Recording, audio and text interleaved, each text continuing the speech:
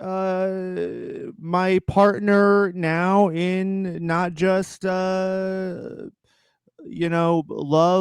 life, and everything that goes with it, but business.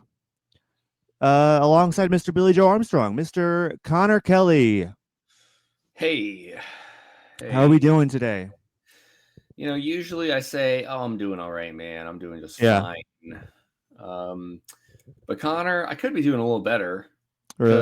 because it's fucking hot outside. Yeah, yeah. It is We, fucking hot out.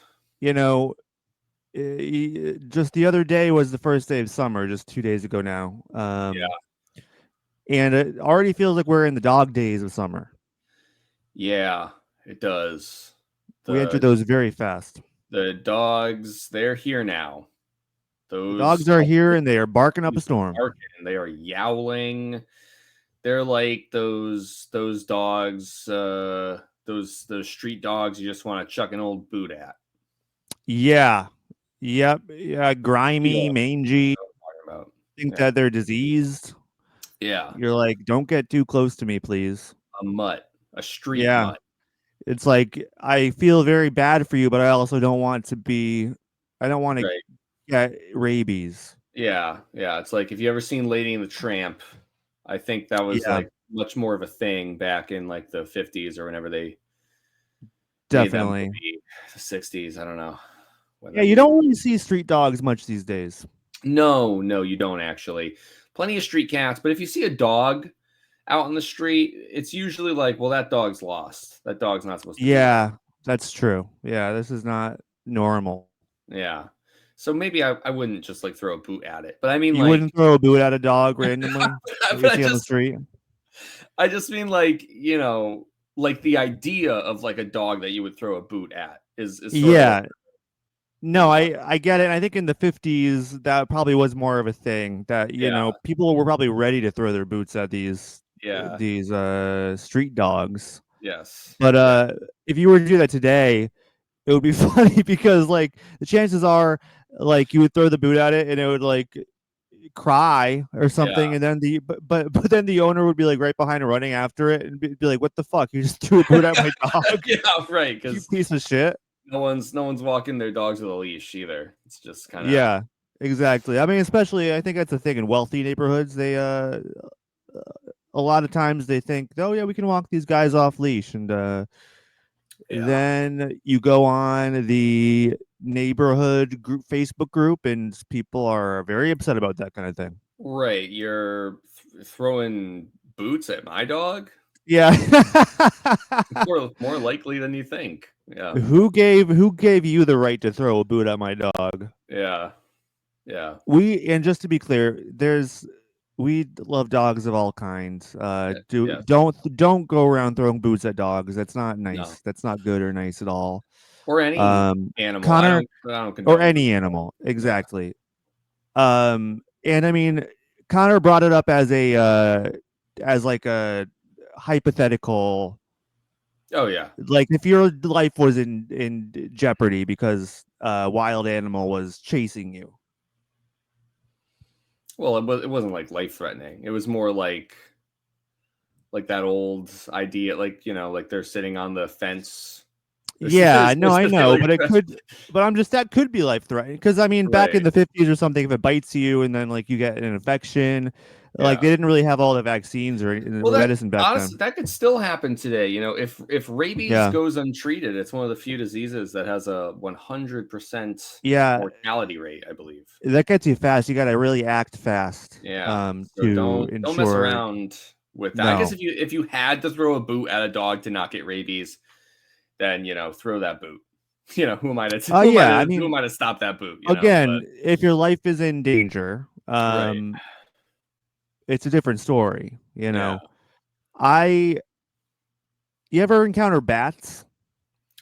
Yeah, I mean, in the sky, like I see them Yeah, flying. I've never, I've one has never like landed on me or bit me, but yeah, I've seen them. Yeah, in the yeah. wild, I have.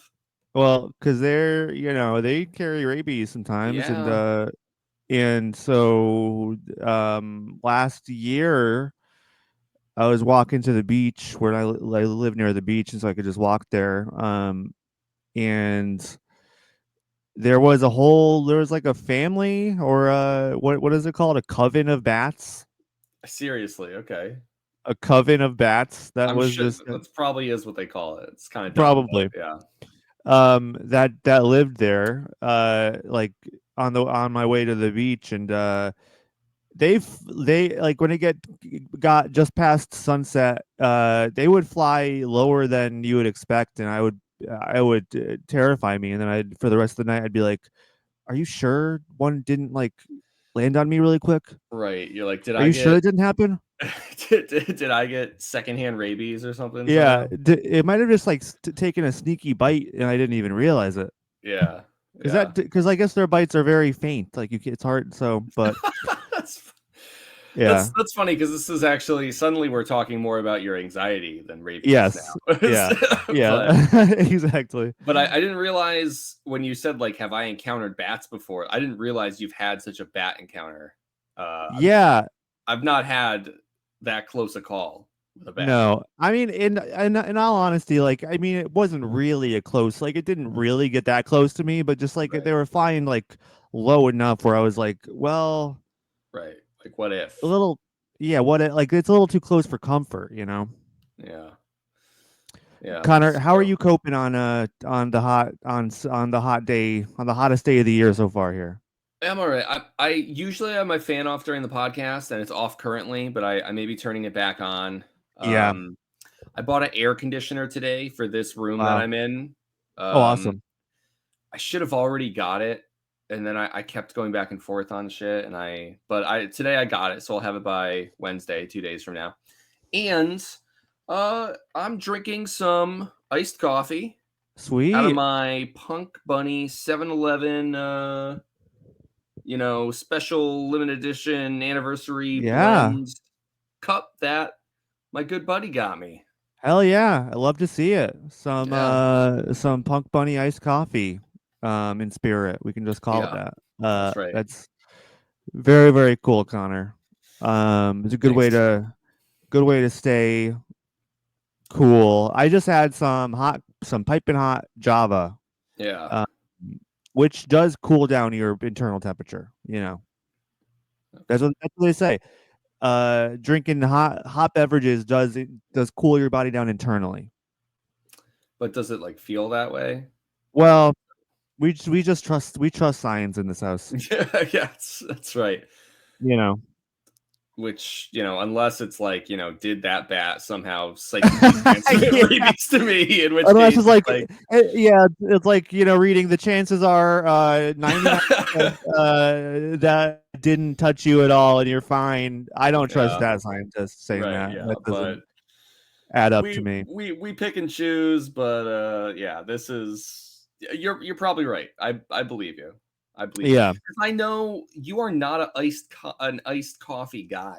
You're not. No, I I say I'm a nice guy, but Connor, I am not an ice guy.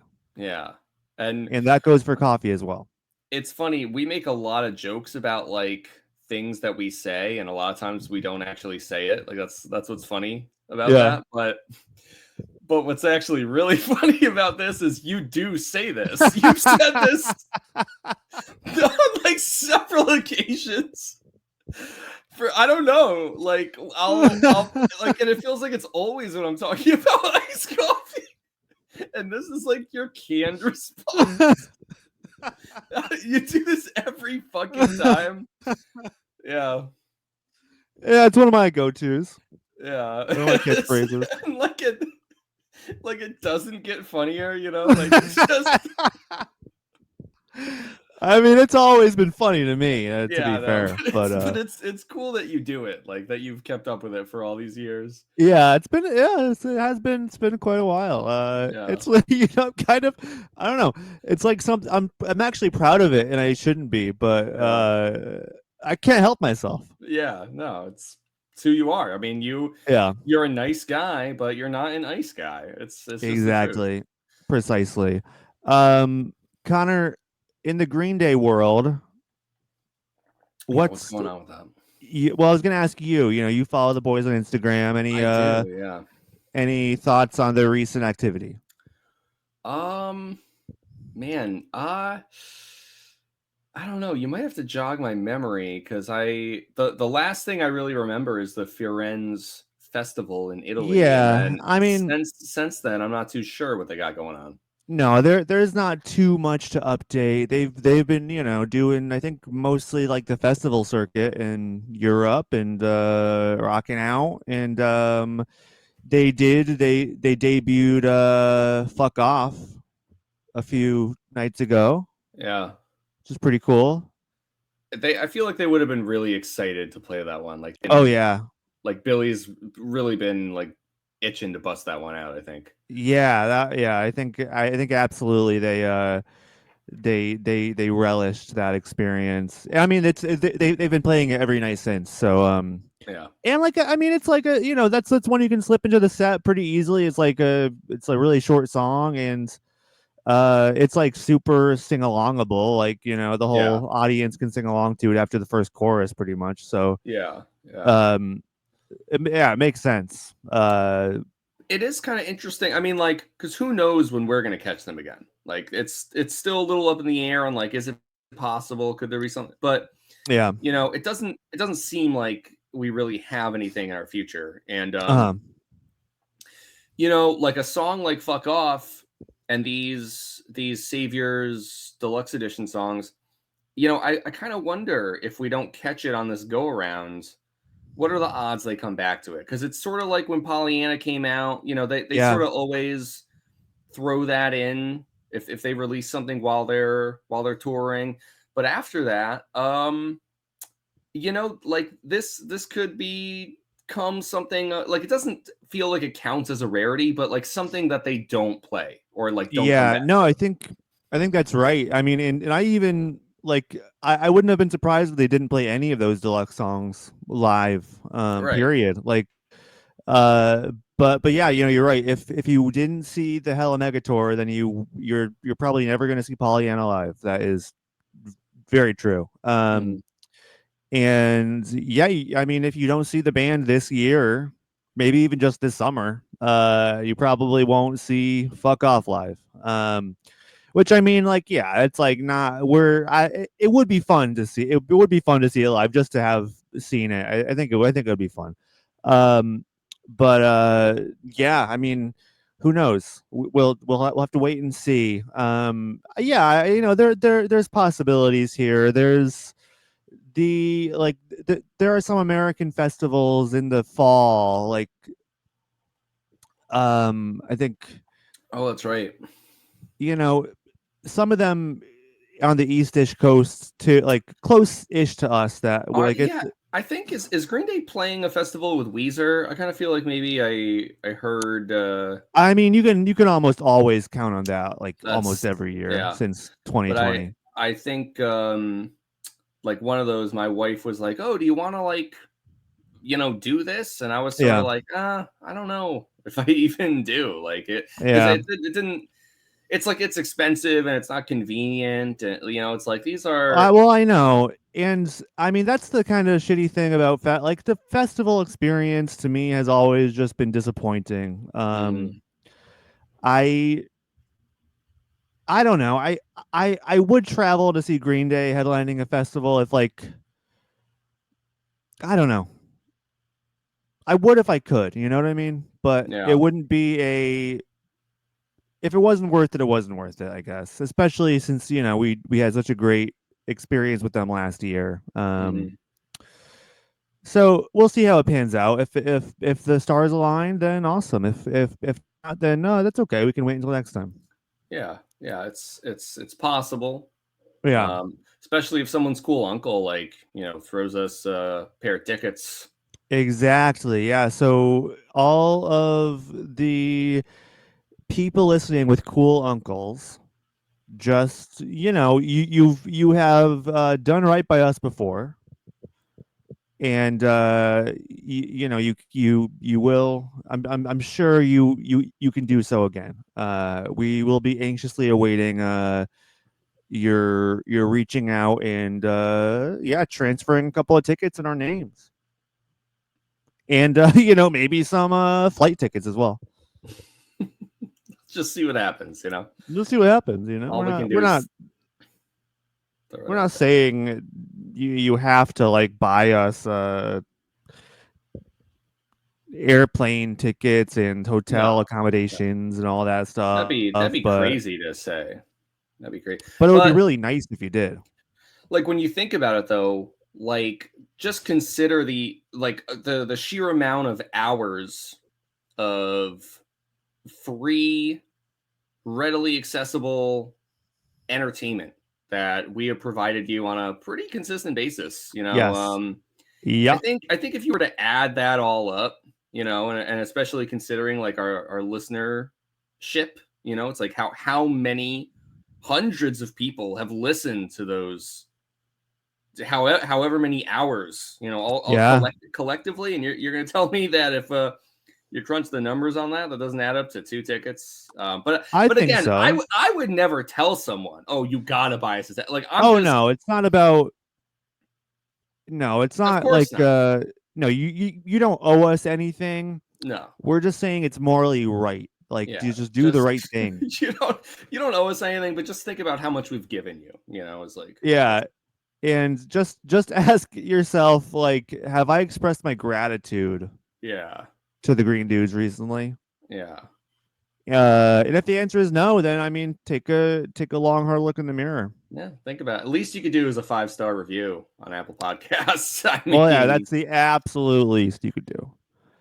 so Absolute least you could do. all right, And I mean, maybe in the reviews, just mention how you're going to buy us tickets to a show. Anyways, Connor, today on the program, we are covering the next song on Insomniac, which also happens to be a single. This is two singles in a row, yeah, which is pretty wild. yeah, yeah. Today we are talking about Geek, Stink, Breath. The fuck did you just call me? Hey, wait. Relax. That's the name of the song, buddy. Them's a fighting words. I could throw a boot at you for that. Hey, I'm not. I'm not no street dog. You're lucky you don't get the boot for that. You've been in New York for too long, Connor. Yeah, it's true. You've been in the city for Well, too you're long. gonna do your brief little intro. I am gonna turn my fan on. So if that messes Yeah, with the audio, turn that you fan just tell on, me. buddy. You just tell me. All right. Okay. All right. Um, Geek Stink Breath was the lead single off of Insomniac and the fourth track off of the record. Um, yeah, I feel like this is such a crazy lead single to have Yeah. No, for it your is. follow up to Dookie. Yeah. Like It's what it. what were they fucking thinking? Yeah. It's intent. It's self sabotaging Yes, deliberately. yeah, absolutely it is. Yeah. And that I mean, I do feel like some of the record execs back in the 90s probably were like, all right, well, this gravy train's just rolling. We'll let these boys do what they want, like, but there had to be some trepidation, right? Like there had to be some suits that were like, oh well, this is not exactly as marketable as a basket Right. case. Yeah. This is not. Where's the little melodic solo from When I Come Around? You know. Yeah. Yeah. I mean, honestly, that it's kind of, I don't know. It's funny because like these days, or even I don't know, maybe a few years even after this, like a band that's like less reactive or less antagonistic to the powers that be than Green Day. Uh, so they would come out with like a lead single that would be like When I Come Around Too. Definitely, like Hmm. there's so many stories of that where it's like band has a breakout hit and then or hits and then the next album they followed up with like a watered down version of one of the popular hits on the last record. Totally. And like this is the opposite of what Green Day did. So yeah, it's like I don't know, it's like funny cuz like I mean, it's just such a fucking thing that wouldn't even be close to happening today. Like on a major label, like we're so far away from that. Like we're so far away from like a band having a breakout, like a punk rock band having a breakout hit in the way Green Day did, and then following it up with something challenging. Like it's really sad. It's just like it's really sad Yeah. that is the case. There's great music happening all around. We obviously, we can talk about your turnstiles and your whatever, but just on the level that Green Day was operating on the '90s and on the in the major label conveyor belt, like it's just so fucking different now. Yeah. And not only that, but like, you know, the whole concept of selling out and like releasing music on a major label. Um, music fans, I think, are both like a lot more realistic about like the music industry and how things get made and are like distributed to them. And also like much more apathetic and just like not really giving a shit, And so like, a lot of bands, that are considered cool today are releasing music on major labels. Like it's not about like uh DIY or being, and not to say again, like, yeah, it's not that that's not happening. And it's not that those bands aren't cool, and it's not that people that there are not subsets of music listeners who do actually care about that. But in terms of like the like the popular consciousness, the whole idea of selling out and like, oh, you're releasing music through Warner Brothers, so like, you're a fucking poser.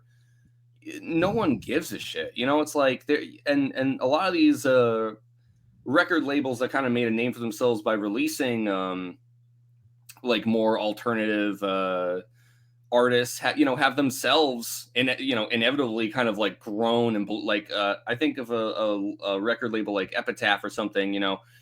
They're huge too. Even though they like kind of made a name for themselves by like pushing a lot of like rock and alternative Yeah, and all that shit. It's like, but ultimately no one cares. I think the other side to this is like, if a band like Green Day were to come around, not to, and follow up with an Insomniac or whatever, like I don't think it would even have the same kind of impact or matter the same way, because no one would criticize Dookie for what it was either.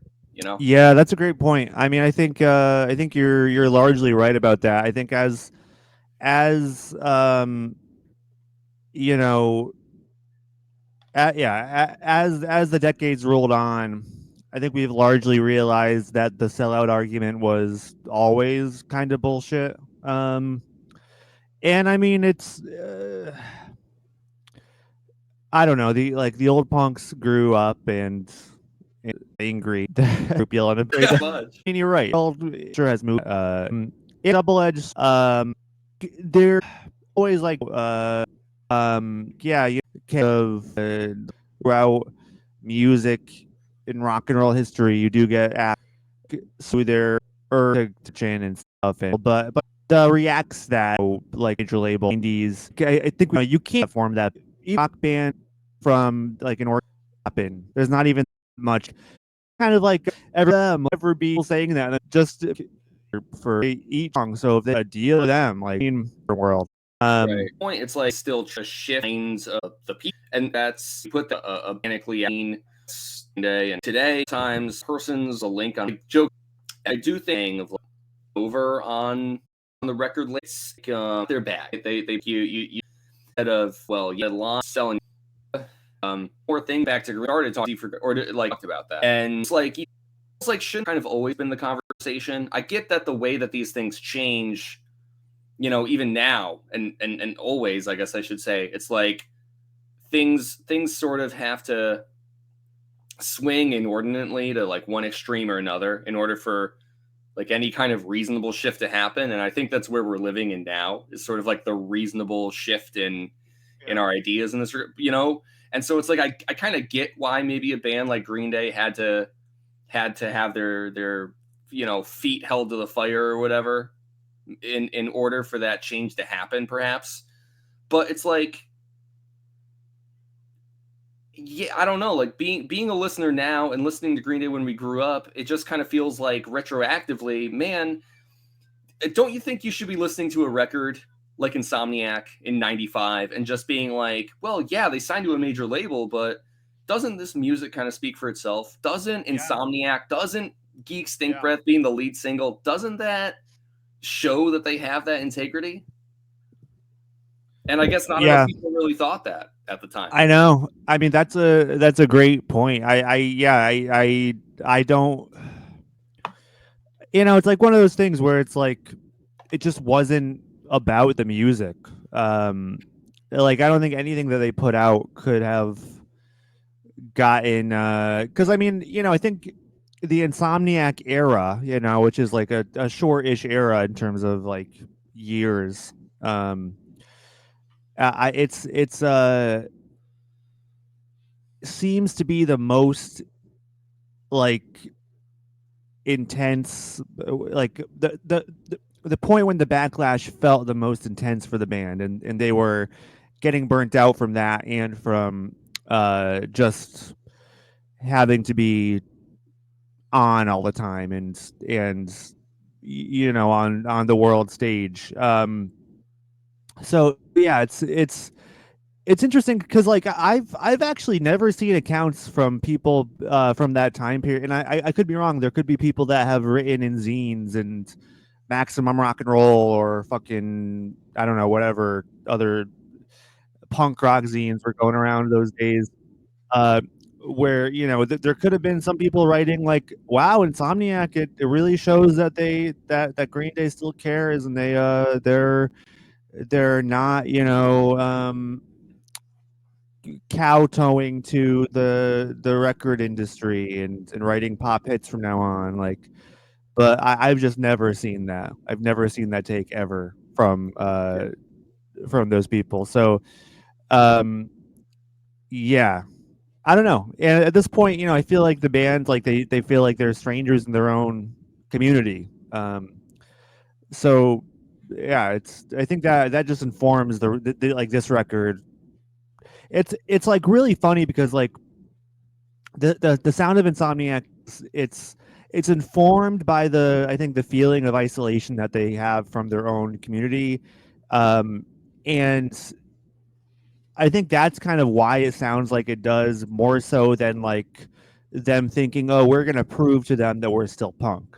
Mm-hmm. You know, like I don't even know if that like how intentional or how thought through that was. I think it's really just informed by this like disenfranchisement uh and like them kind of reeling from this crazy experience of having a best-selling record um mixed in with that backlash and I don't know, it just turns out that they kind of have wrote their most punk record because obviously we've said a million times like their first two records are really not like as stereotypically punk as Insomniac is.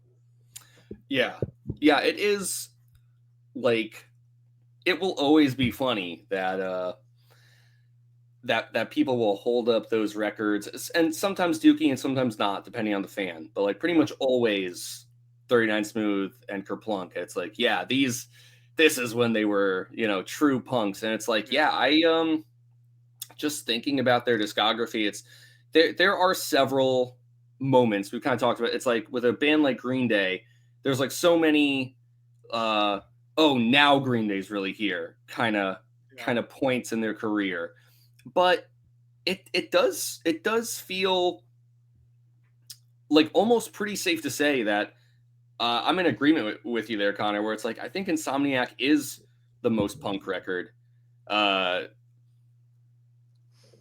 which is always going to be a loaded term. But I think what's Totally. sort of like funny or maybe even like sort of ironic about it is, if indeed Insomniac is the most punk or like or an important punk moment in like Green Day's career, it can only be that by virtue of the success of Dookie and by Yeah. virtue of releasing something like Dookie on a major or I meant to say Insomniac on a major label. You know what I mean? It's like, if Green Day was just putting out Insomniac on Lookout somehow, and this record came to be on a record where you might just get like a handful, couple thousand listeners or whatever, then I would actually argue that it's less punk, because I think that like the Yeah. punkness of Insomniac is because they're like occupying this space, of extreme visibility and success and like using those resources to make an album like Insomniac, like Yeah. through that system. And it's like, isn't that like what is like punk about Insomniac? Like more than just like, oh, the guitar tone is so sick, like we keep saying. It's like it's like just by virtue of them making this record at all, in this landscape, in response to Dookie. Um, that's what's important about this record. Yeah, well, absolutely. I mean, because we do say like, okay, yeah, the first two records are like people hold them up as these true punk records, and we're like, oh, it's so funny they say that because they're poppy and melodic and whatever. But I mean, really, like the reality is like for them to be doing that in like a punk scene and to be kind of going against that grain, going against the mold within the Bay Area punk scene, like that in itself again is punk. And I'm sure we've made this point before, Mm-hmm. but so it just it's just like Green Day's like contrarian nature that's where their punk credibility comes from. Like not always the sound of the music, or it is the attitude. It's like Insomniac never would have happened if they were still on Lookout Records. Like I just don't think the band would have been interested in making this record if they were still on an indie label. So Yeah. you're absolutely right, Connor. That it's like it's all informed by them being on a major label now. Um, so let's dive into this a little bit. Connor, Geek Stink Breath. I so this actually, Stuck with Me might be on. I think they're both on international super hits. Yeah, I think they are. Yeah, Geek like Stink Breath definitely is. Yeah. definitely Geek Stink Breath. I'm pretty sure both of them are, but yeah, definitely Geek Stink Breath. You got international super hits before Insomniac, right? Yeah. Yeah. Yeah, Like we've said, International Super Hits really was my first Green Day CD. That is the yeah, first thing that I bought. And that it's always like the whole timeline of like, when did we first listen to this? Had we even listened to Insomniac before we got those albums? It's like maybe, because we remember it as the distinction of like, okay, this is the first one we bought, which is true. yeah. But then it gets really foggy about like, well, wait, so what's the first one we listened to? Because it doesn't I know. mean that it was what we bought. No, it's tough because like I mean we had the internet back then still. you had LimeWire. Mhm. Like, yeah, it's really hard to pinpoint what came first. But so yeah, kind of going back to that era a little bit, as much as you can sum it up in your memory, your withered, tattered Yeah, memory. yeah. Let's get into it. Uh, Historically, how do you how have you felt about Geek Stink Breath here? Yeah, this is a song where it's changed. Like my opinion of it when I was younger and first exposed to it, and now it is definitely different. And a lot of it is that change is informed by like the whole conversation we just had in terms of like wow, what a single to lead off with, like. But at the time, none of that was going through my head. I didn't really understand or know, or this is very early days.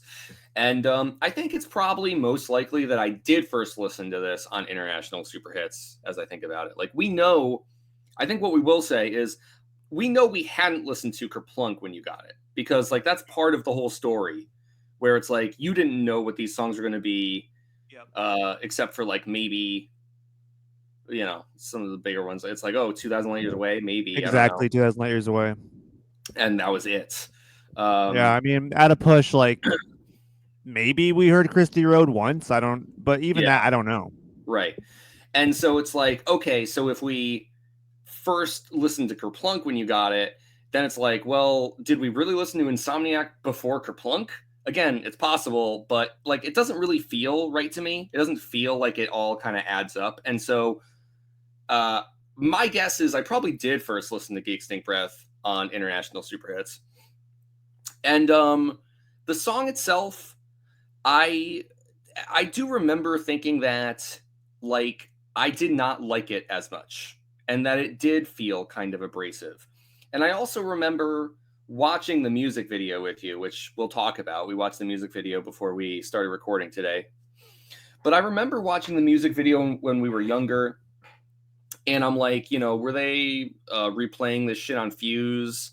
Was it us watching it on YouTube? But I remember watching it and like being really put off by it, and those things were like tied, together. It wasn't like, oh, the music videos kind of gross, but I like the song. It was like that in my head. Those were the same, the music video and the song.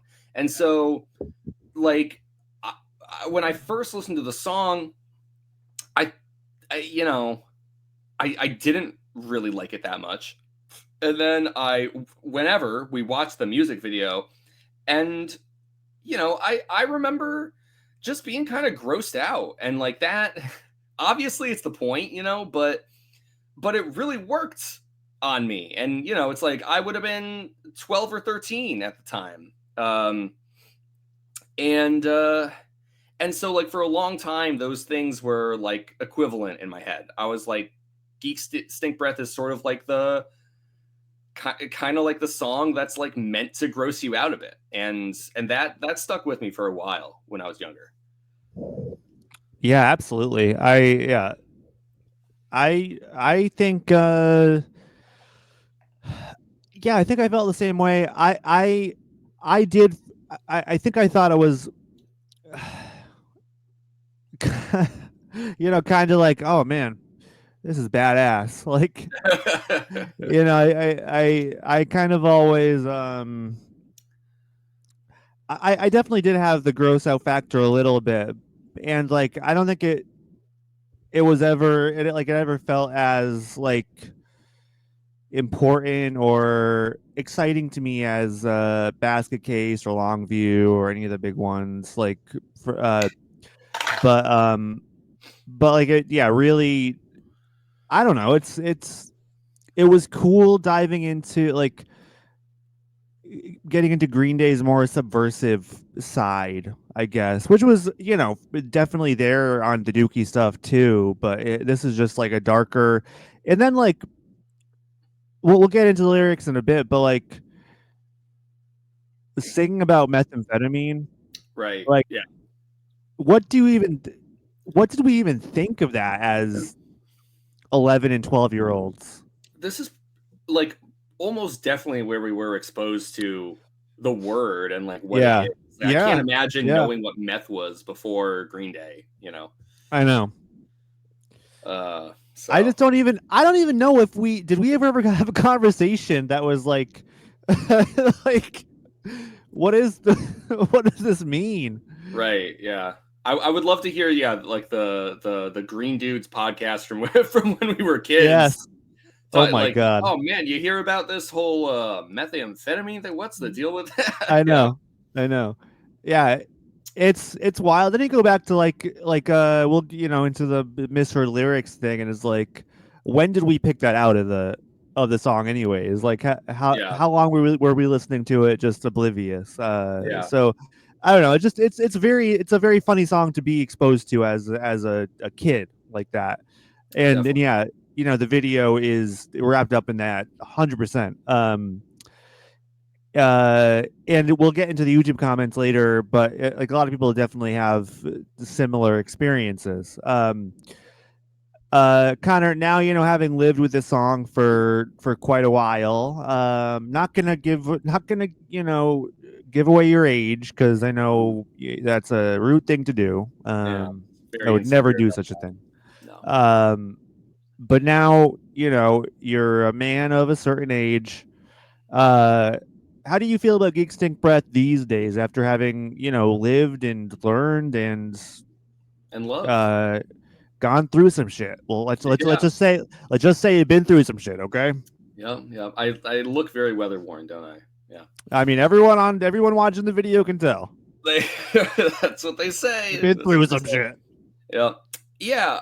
I mean, so I guess again, I do think that Geek Stink Breath is a really cool single, a really cool lead single, for all the reasons that we discussed before we got into um our true dive into it here. So I won't go over all that again. I do think that I appreciate the song more musically. Like, this is kind of a different song for them. Like, and not in like a humongous departure. Like, it feels like all the components, are still there, mostly in the same roles. But Geek Stink Breath is kind of a weird single for them, in just in the sense that, like, not all Green Day songs are going to sound like this. And, like, again, like, Green Day songs can be a ton of different things, but when we talk about a song like Stuck With Me, we're like, oh yeah, this sounds like classic Green Day right here. This is a straight shot of Green Day. Geek Stink Breath is not that. It's very much firmly in, like, I think, like, sort of a well established section of, like, Green Day songs. You could Yeah. pick out other Green Day songs and be like, yeah, this is sort of like a kindred spirit to Geek Stink Breath. They exist. Yeah. Uh, but, like, I do think that like, just because of, like, the tempo of the song, the cadence of it, the sort of like the repetitive sort of like driving nature of the guitar, the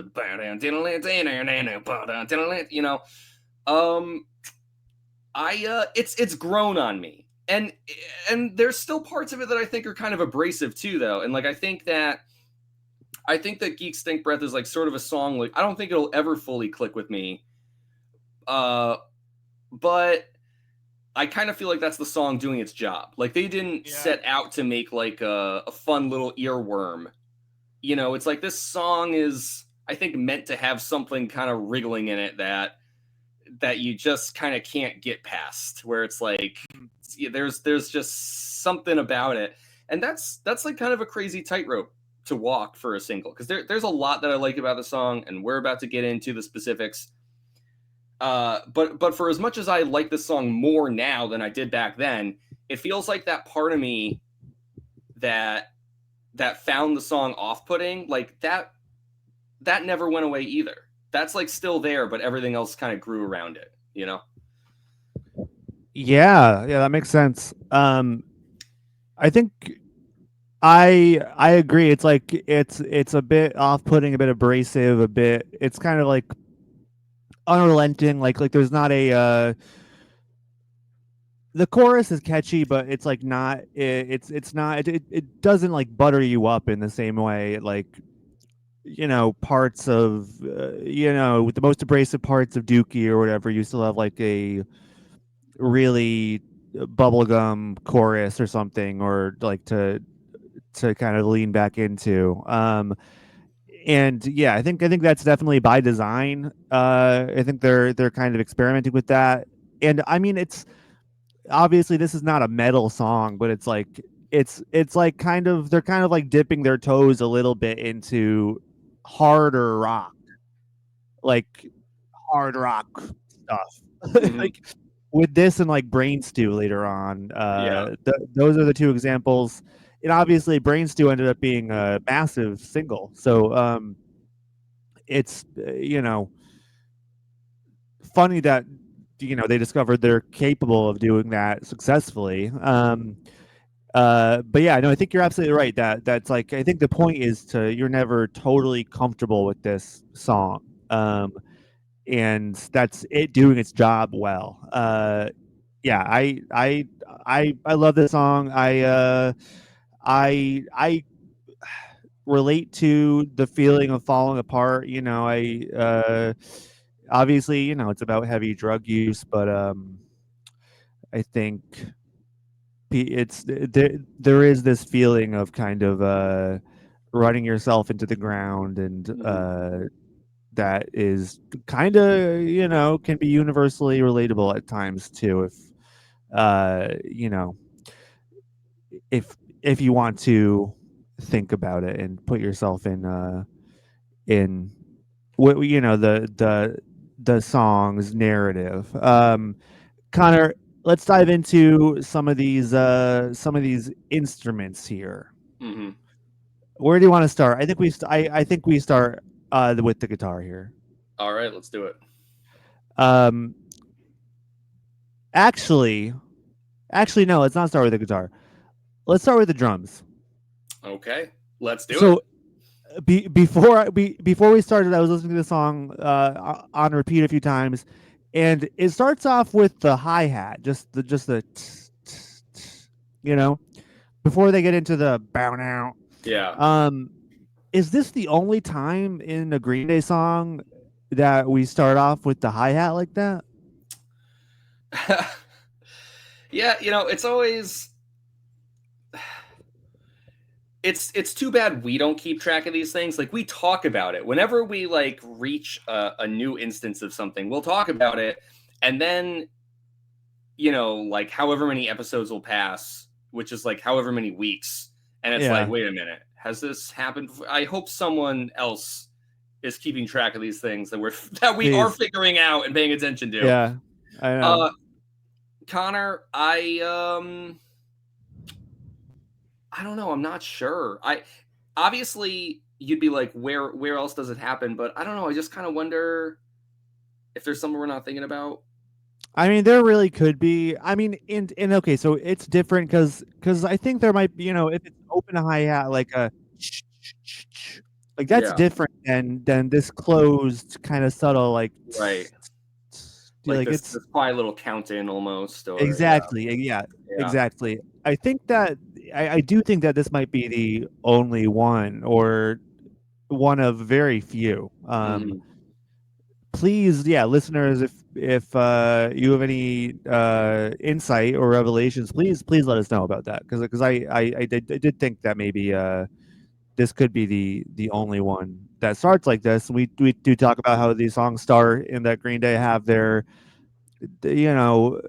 way like their favorite ways to start the song. And so I think this is relatively unique in their catalog Yeah, yeah. with I'll that. definitely say right. It's definitely different. It's like regardless of if, like, is this the first instance or not? It's like Yeah, it's this is not a typical like, oh yeah, this is how they usually do it. It's not that. Yeah.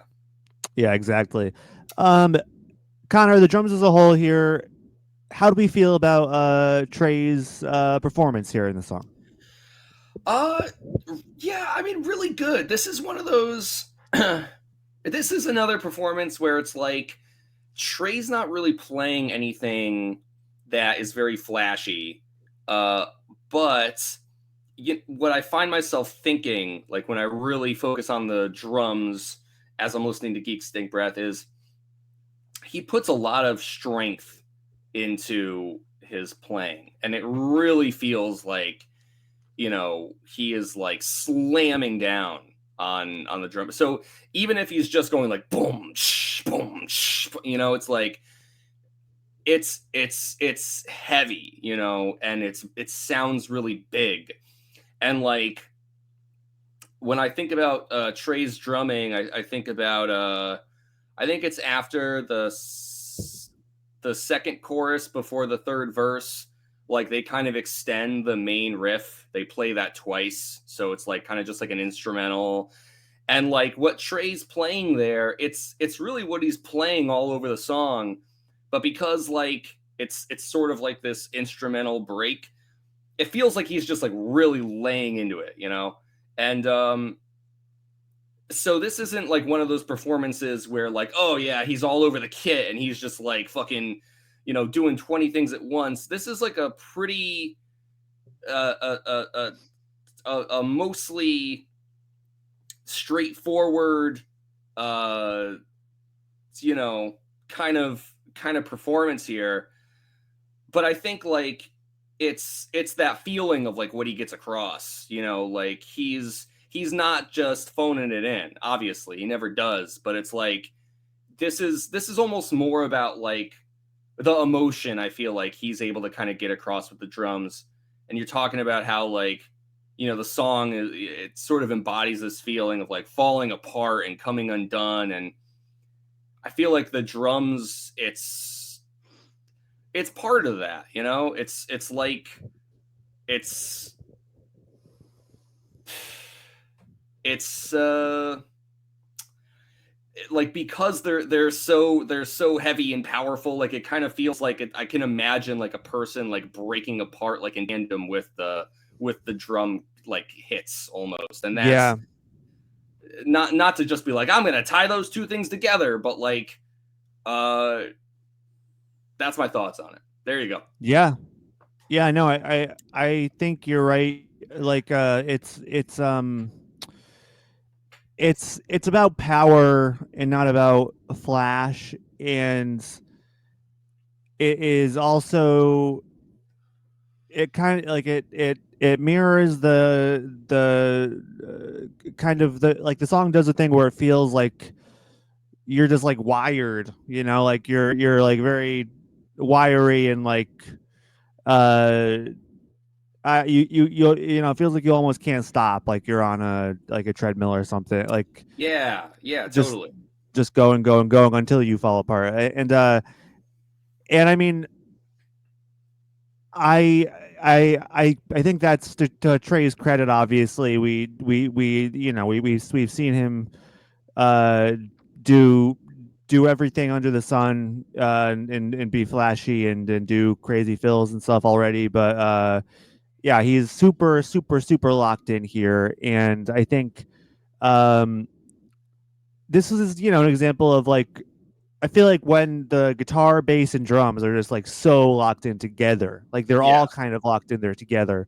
Um, my favorite part really is like just that, like when you get into the beginning of the verse after the intro, where it's like the bass drum and the bass guitar are like so locked in. You go, it's like the ba-ba-dum, like that. That's yeah, just, I love that. It's just like little moments like that throughout the song that are just like so Green Day, and yeah, in a different way than something like Slept with Me. yeah.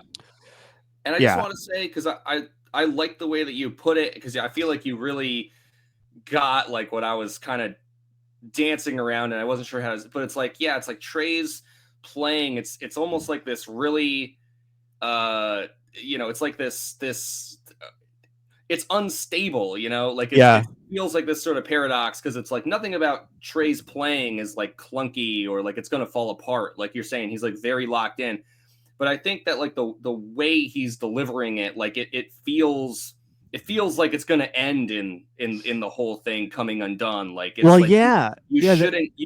keep going. It's like this metronome to your death. Yeah. Exactly. Yeah. I mean, it's like watching somebody who like you just like look at them and you're like, oh, they're gonna fall apart soon. Yeah. Like you can tell, like that they're just running themselves into the ground. Yeah. Yeah, totally. So yeah, definitely.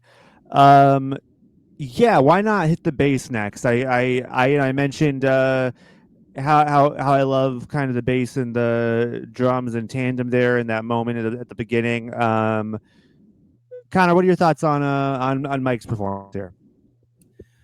Um well, I'm with you on what you're saying, and I really like when they like the whole intro and the outro where we're talking about the boom boom, with those big hits on the drum and the guitar, and it's like you get a bit more, like Mike sort of like filling in the space between like those big hits, where it feels like the whole song is like building to where that first verse is gonna come in, and you get that like very much like driving sort of like boom bam boom boom bam, sort of section as the verse is going in, before Billy starts singing. Like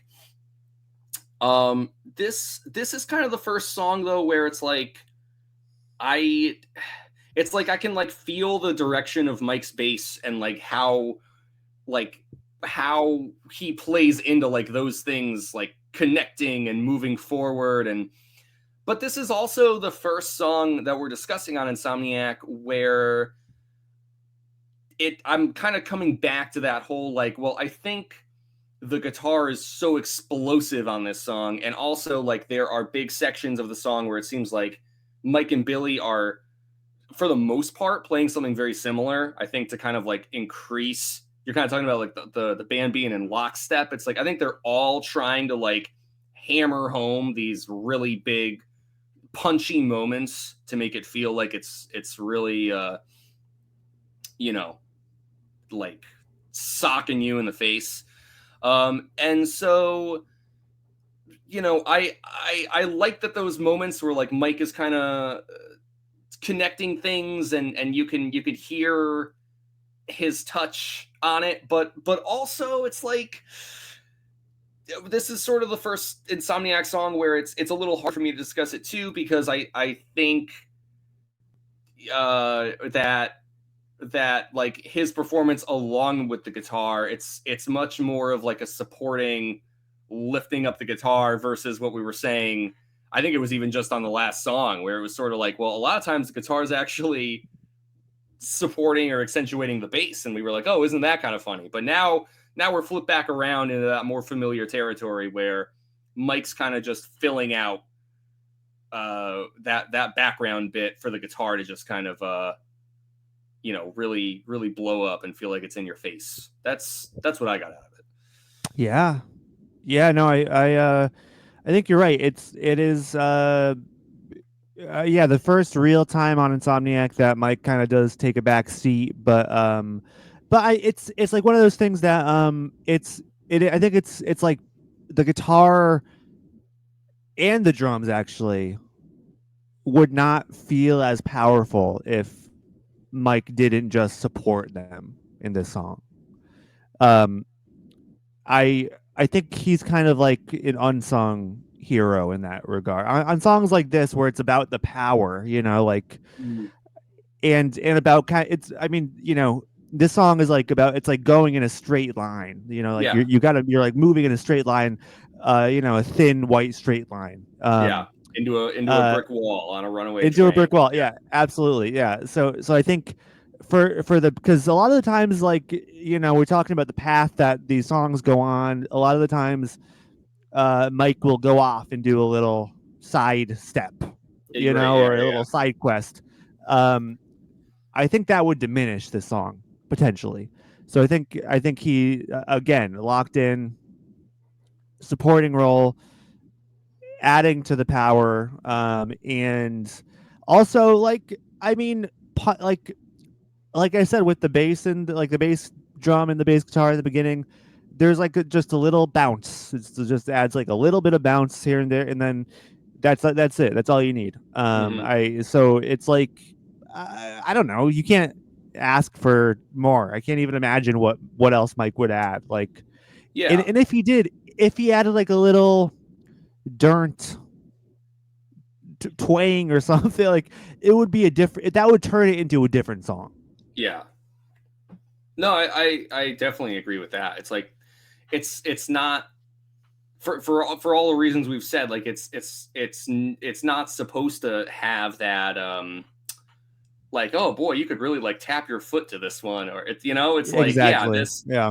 And so I definitely think that like they know the feeling that they're trying to create, and they know how to do that as a unit. um you know there are going to be times, there are going to be moments, like as we go through their discography, where it's like we're more critical maybe of certain decisions, or like we even kind of already talked about a song like Brat, where it's like, it's okay, Yeah. it's I'm not just going to sit here and say that every Green Day song is flawless, but you know I think one thing that probably should be made clear is I don't know if we'll ever once criticize a musical or performance decision. I can't see us doing it, because even when they do something like quote unquote that I like don't like, or like, oh man, Yeah. they could have, it's never like, oh man, they could have played that, but it's like, just thinking about the caliber of musicianship that all three members of Green Day are at, and like how compatible they are as players.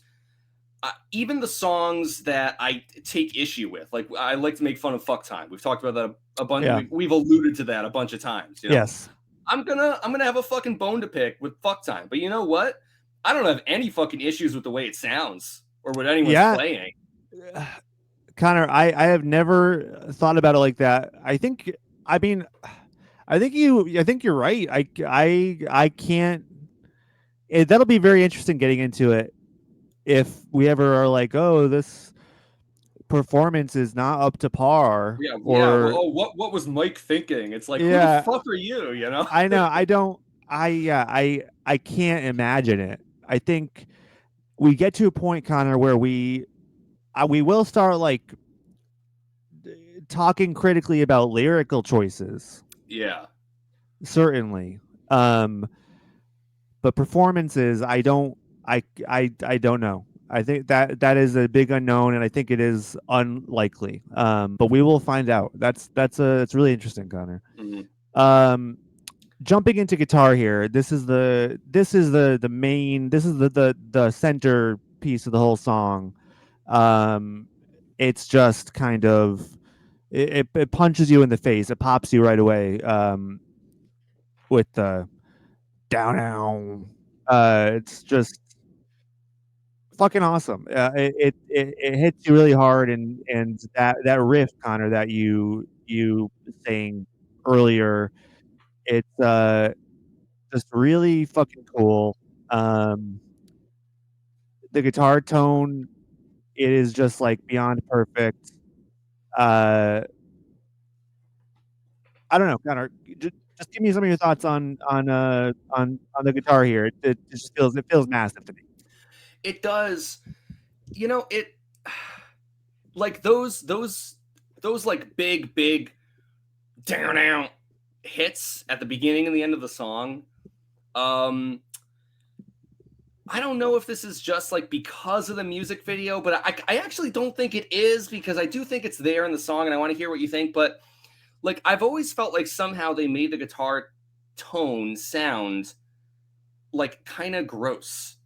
Like it's almost like this organic, like belchy kind of sound. Like it feels like like something's like going down a drain or something in the beginning of this song, where I don't know if they have some effect going on in the background, but I always just assumed it's the guitar, and the guitar doesn't sound like this for the rest of the song, but like the very beginning, it feels like there's like this weird like warp or bend to the tone that Yeah, just makes it seem like, again, like kind of off-putting.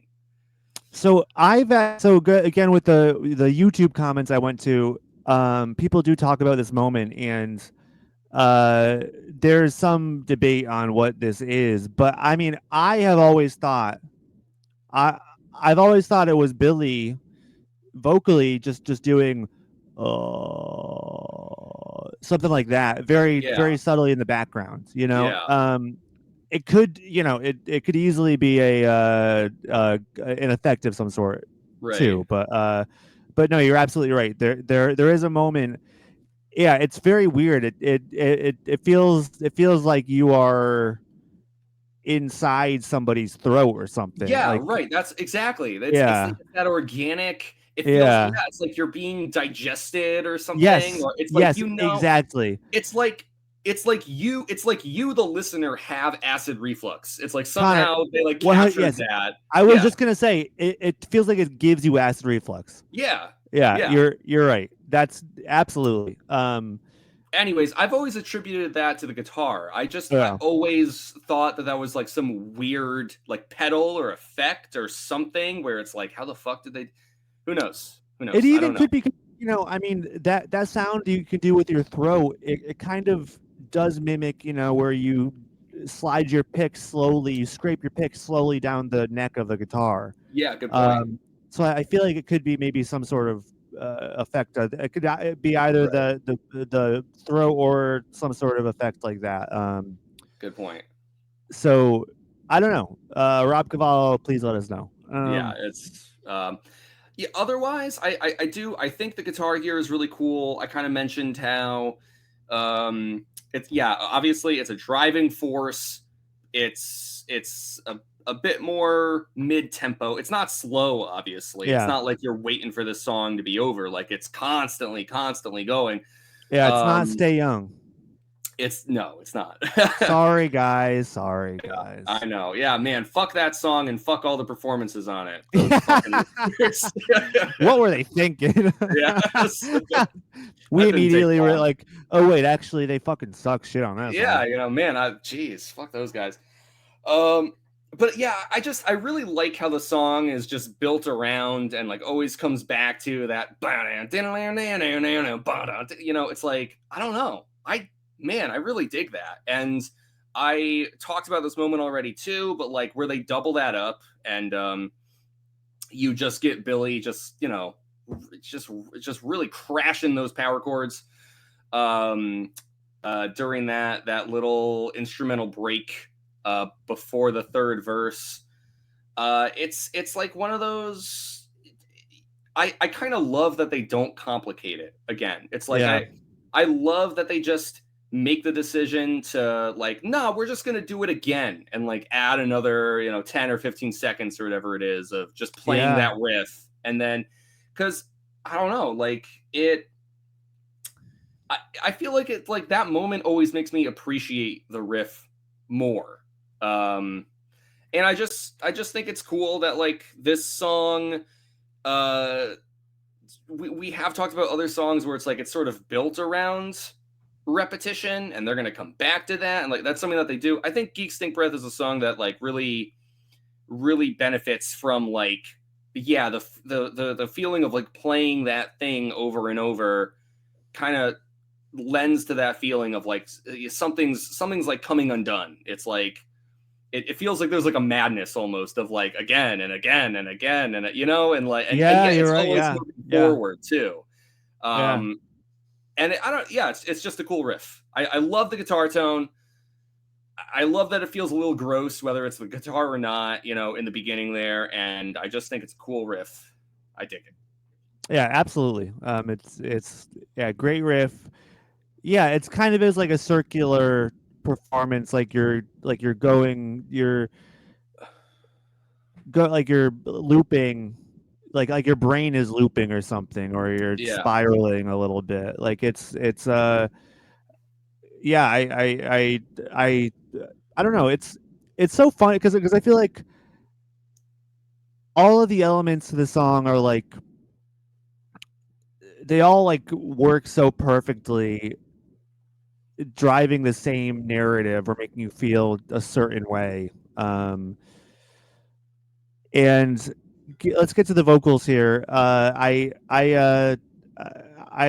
I think the vocals too are much the same way. We have kind of Billy. It's it's like it's like diverting from the snotty weed smoker punk that we heard all over Dookie, in getting into kind of like a sneering. I mean, we kind of have gotten the hint of nihilism here, but now it's kind of it is kind of like a self-destructive Yeah, kind of recklessness or lack of care, that 100%. that really comes through here with the vocal performance. It's a very good performance. Like, it's a very good performance. Hmm. Um, but it feels removed. It feels almost removed from, like, yeah. I mean, it feels removed from care. In a way that I don't think we've heard before necessarily. Yeah. What are your thoughts on Billy Joe's vocals here?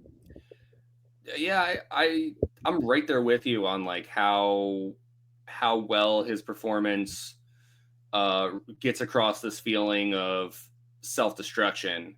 And it's like, yeah, of course, like some of that's just, well, you know what the song is about, and it's sort of like this feedback loop. But it's like obviously Billy knows that too. He fucking wrote the song. And so like he definitely delivers on like uh accentuating that in the way that he's singing. And like I always think about the way that he ends like a line on this song, like the end of a verse, the end of the chorus, that because he doesn't just say like, oh, it's rotting out my teeth. He's like, and it's rotting out my teeth, like uh or like he's picking scabs off his face. Like the way that he says that is is like this drawn out like delivery. And of course there's like the really obvious part in the third verse, um where it's just sounds like nothing, like just a jumbled mess. And it made me think like, oh yeah, going back to the music video, I'm like, is this sort of like a cheeky kind of like, you know, like he's so fucked up, he's so rotted out, like his teeth are all gone, and like this is just the only way he could sing now. It's just like this guy, you know what I mean? Like for that delivery, like is he trying to get across, or is it just like, yeah, like I'm a nihilist punk rocker, fuck you, I sing out. It doesn't really matter if it's meant to be one way or the other, because I think Yeah, both those things are there. But yeah, I do yeah, really like his performance here, just because yeah, it's just like with everything else, like you're saying, it's gross, it's in your face, and it feels like he's falling apart along with everything else.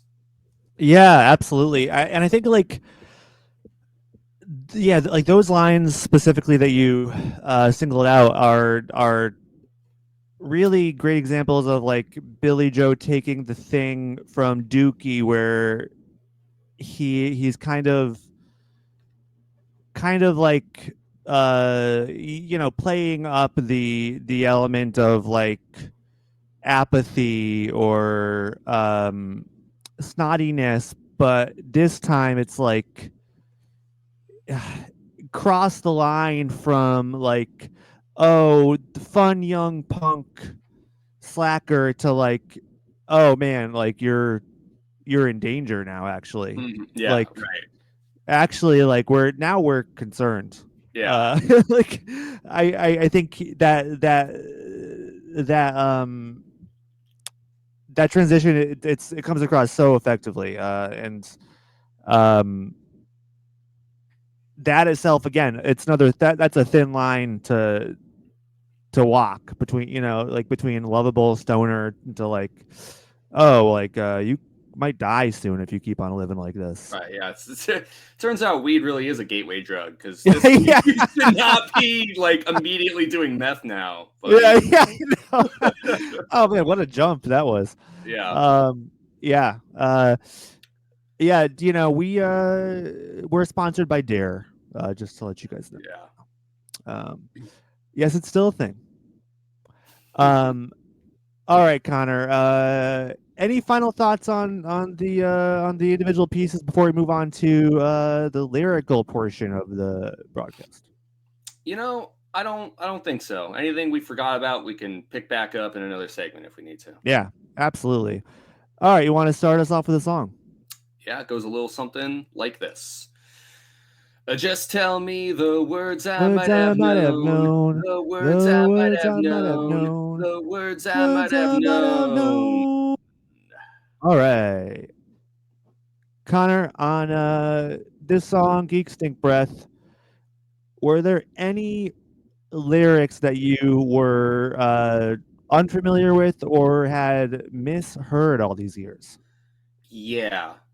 One misheard one, and one that I've already talked about before where I just said I had no fucking clue. The misheard one that I thought was interesting in the second verse, Billy ends that verse by saying, and it sits on a thin white line, according to Genius, which is what we always use. I always thought he said, it sits on a thin white lie.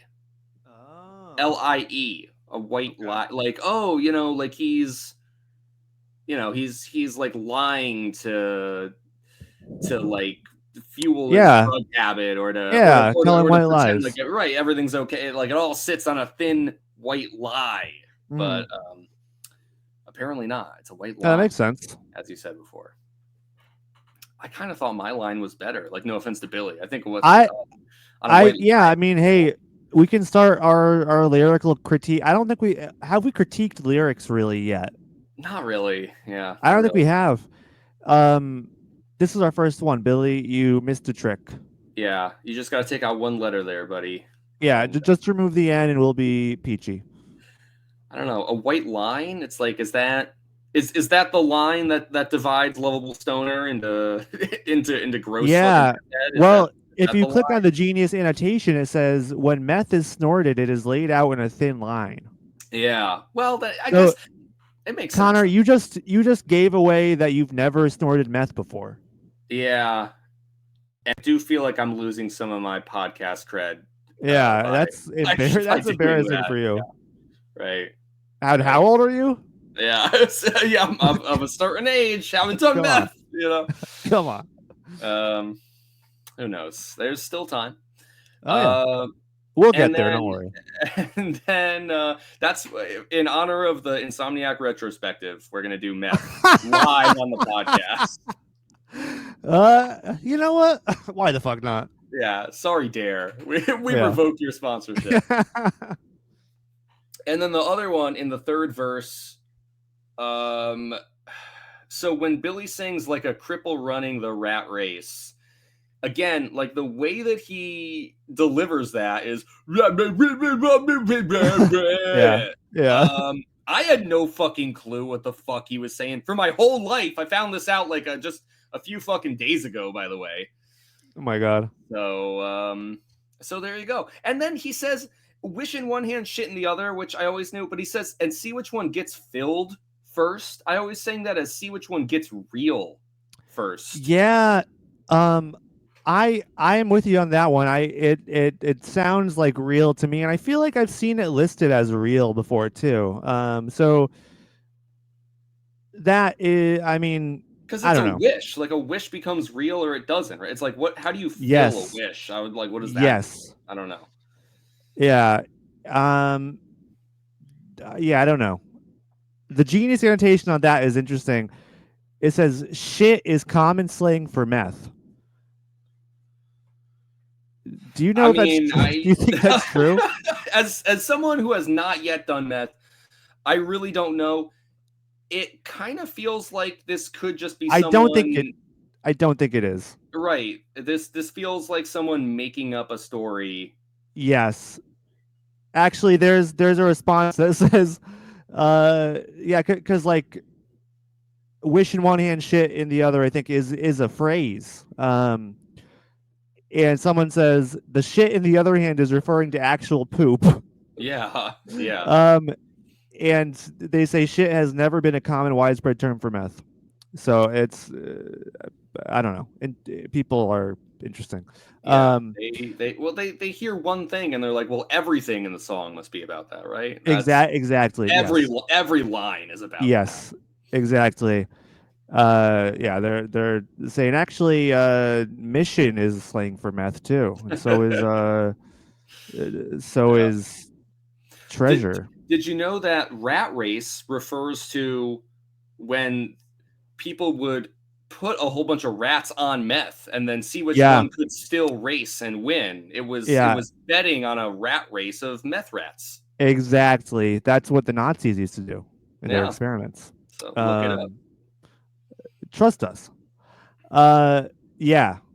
So yeah, Connor, I this is one of those songs where I know at a certain point I was right there with you and had misheard or unknown lyrics, but I know at one point I looked it up and learned them, and so I've pretty much known all these lines for a long while, and I love singing along to them. The only like points I'd mention here, this is just based on the genius lyrics.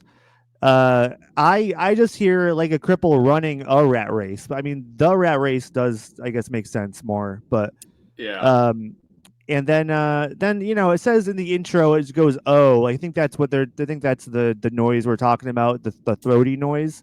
Yeah. I don't think that's an O. No. I think they just listed that just so there was something on record as, oh, this is what that noise is. But Yeah. Yeah. um, I'm right there with you.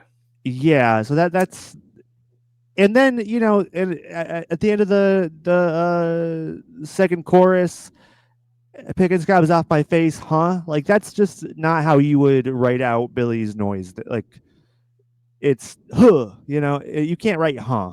Like Yeah. I know they're trying to illustrate that, but for me it doesn't. Right. It's like, and I'm picking scabs off my face, huh? Yeah. It Yeah. doesn't that's not right. Um, all right, Connor, ready for the next segment?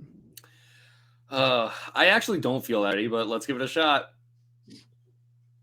Well, sorry, I don't want to jump. Are there any other thoughts? Because I mean these lyrics are good. They're very good lyrics, and they really Yeah. illustrate like what this song is about, and they're sickening. Yeah. They do actually feel there is an element of feeling sick. I did want to say something, and I guess it kind of goes back to like a lyric and a delivery thing. But in the chorus, so I'm on a roll, no self control. I'm blowing off steam with, and then yeah, we said that the line is methamphetamine. Well, whenever I sing along to the song, I've known that for a long, long, long, long time. We were saying, when do we figure that out? I don't know. I feel like since at least I was like 16, it's like, oh well, this song's about meth, but I had no clue what that meant. It's like, and so the point is that knowing the lyric or not knowing the lyric, I've always felt like it's a very clunky, weird line to sing. Because when I listen to them sing it, kind of sounds like they go like, "I'm blowing off steam with methamphetamine." Like, you know what I mean? Like, I don't know. I've always kind of felt like the whole syllable thing is sort of weird here because I feel like the way that they deliver it, I always feel like it's kind of missing something. Because if I'm trying to sing, I'm blowing off steam with methamphetamine, like I don't know if it's a me problem, but I feel like I can never get the whole word in there. And then I try to like listen as they do it, and I'm like, no, I think they are. I think they are saying it all, but it's like Yeah, hard for me to like do it. You see what I mean there? I know I do. It's like one of those things where Billy does like he fits in all the syllables into the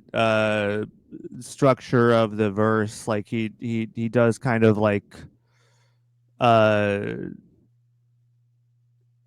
I mean, he does what he's so good at, where he fits it into a tiny box. But yeah, it's like methamphetamine, Yeah. methamphetamine. It's like not methamphetamine, it's methamphetamine, Yeah, you're right. Yeah, methamphetamine. yeah, Yeah. exactly. So Exactly. it sounds like a different word, but it's interesting. Yeah. Right. Yeah, no, but that's such a spot on. It's almost like he sings it like it's a two-syllable word. And Yes. it's like Yes. methamphetamine. Cor- Yeah, yeah, Correct. Yes, yeah, exactly. Exactly. Yeah. Which is funny because it's almost a way it almost disguises what the word is in a way where I don't think that was intentional, but I think maybe that helps for the like the radio or yeah, its prospects as a single too, which is one of the funny unintentional consequences of Billy being Billy. yeah, yeah, Yeah, but great lyrics here. I think. I mean, and then just to have the line, I'm picking scabs off my face" in your chorus on the lead single to your second major label record is hmm just again fucking crazy. hmm Like God, the '90s were what a cool time, man. yeah, yeah, for real. I guess I'll just quickly shout out to I do really like in the second verse, like I found a treasure filled with sick pleasure, sits on a thin white line. This feels very much kind of like uh like the way that Billy sort of writes about his alcohol addiction or like difficulty with alcohol in a song like Yeah, Dilemma, except that this song yeah, is about meth. And it's like, you know, even though that is such a big part of the song, the song is also very careful to never glamorize it. And in fact, like we've been discussing the entire podcast here, like it goes out of its way to make the character or Billy and the song itself and the music video, like all of these different components are creating the image of like, this is disgusting. Like if like nothing about this is good. I'm aware that by doing it, I am killing myself and I can't stop. Like, that's what the song is getting across. And so, like, a line like that, a treasure filled with sick pleasure, I think is like such a great way to like distill that of like those two halves of like, oh, it's like this thing. It makes me feel wonderful. It's a treasure. It's a gift. And yet, like, I am dying from the inside out because of it. And it's like, it's the awareness of like knowing that you're doing it as well. yeah, And so I've always really liked that line. Yeah. yeah. Absolutely. Totally agree. Just before we move on, I do want to just talk about the video briefly, quickly. Yeah. Um, you and I, we watched it before recording. It is, I don't know, I guess their most graphic video, I would say. Yeah, probably so. Yeah. Again, it's like, and I keep on going back to this, like, just a crazy thing to do after your first breakout hit album and having like going from the basket case video to this is like wild. It's wild. I don't know what to say. I don't know what else to say. It's like, uh, I, and I was also blown away just like by how badass they look in the performance part of the video too. I was Mhm. like, man, they just look fucking so cool And in we this got Blonde video. Billy there, We got just blonde. Yes, we got blonde Billy. We have a another one of those rare moments where Billy Joe is blonde during an album cycle, which I mean becomes more and more rare as we go on in their discography until now we're at a point where he said fuck it and he's been blonde for like 3 years. yeah. Yeah. Connor, your thoughts on the video quickly? Yeah, it is really cool. I like just how like it feels very stripped back and very simple. It's like um which as we continually circle back around to, it's like, this is a very deliberate move. And like thinking about, okay, so they're operating on the highest scale that they have so far in terms of like what's their budget, what's available to them. Like, you can imagine that they can make the music video for this song uh almost anything that they want, coming off the heels of Dookie. I'm sure that they could have done something way more ambitious and out there, but really this is like, this music video is like almost nothing. Like, it'd be pretty easy for, like musicians today with effectively like very little budget to recreate or do a music video in this style, because it's just them playing with very little like frills or fanfare. It's just the three of them almost kind of like rigidly together, like and then just like pulling out this tooth and just like, splicing this footage back and forth. I just appreciate how like stripped back and like confrontational it feels. It's like there's really nothing else to focus on or like to distract yourself. It's like either it's them playing or like pulling a fucking tooth out, and it's just back and forth and back and forth. And yeah, I mean, just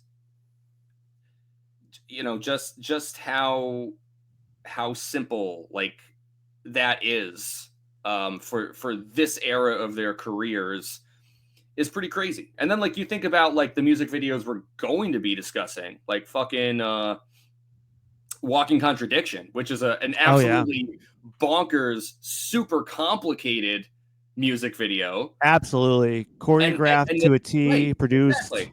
And then they start off with just this, just like B-roll of someone yanking out a fucking tooth. Pretty crazy. Yeah. Well, it's not I mean, it could be B-roll, but it's lore has it, Connor, that this is actually Jason White's tooth being pulled. Oh yeah, I believe it. I'm kind of just exaggerating to get. No. Yeah, I just think I wanted to make a point, because I mean, this is something I've always heard, and I don't. It's one of those things where like I feel like I've seen it confirmed before, but like I'm just not confident enough to say it. Totally certain. I'm not but I, this is the second video Jason White has been in before he's a band member, which is pretty funny. But yeah, if anyone can prove me right or wrong, please let me know, because I have not been able to get confirmation either way. All right, Connor, ready to move on to the next segment? Yes, I am. Let's do it. All right. A warning, live without warning. Have we heard this song? Have we heard this song? All right, Connor, that is the question. Have you and I ever heard Green Day's song Geek Stink Breath live in concert? This is definitely the worst I've done in terms of this set, because I'm 3 for 3 being wrong. Yes, it's true. I've been wrong about every song so far. Because I think I said, I was like, no, I don't think I heard Armitage Shanks before. No, I did. No, I don't think I've heard Rap before. No, I did. Okay, well, I didn't hear those songs, so there's no way I heard Stuck With Me. No, you did. You did. Yeah. And I was like, fuck. So now, I don't know what to think, Connor. Oh, boy. You're in a pickle. I don't know what to fucking think. Yeah. My confidence is shot. I don't know if I've ever even been to a Green Day concert anymore. It's like this. Everything is topsy turvy. Wait, have I ever heard American Idiot? Yeah, live? Right. I don't know anymore. Fucking hell. And the thing is like, it feels like it could still so easily go either way, because it's like, how often are they playing Geek Stink Breath? Not often, but it's like, yeah, it's a single. It's gotten good play. We've been to a lot of concerts. I've heard way rarer songs than Geek Stink Breath. Yeah. Connor, I'm going to say that we both have heard it before. I'm going to say, final answer, we've heard Geek Stink Breath before. All right. Well, if that's your final answer, Connor, then you are absolutely correct. We have heard Geek Stink Breath in concert at least once. I think I for some reason, Connor, I thought we saw it at we heard it at the 2009 show in Hartford, but turns out we actually heard it at the 2010 show in Hartford, Connecticut, Mm-hmm. August 12th, 2010. Um, that was a fucking crazy show. And oh, okay, and we also saw it together in Rochester, New York, in 2013. Hey, all right, all Yeah. right. Wow. Hey, well, I broke the curse. Now I feel great. Yes. Good job, Connor. You are on the right path. Yeah.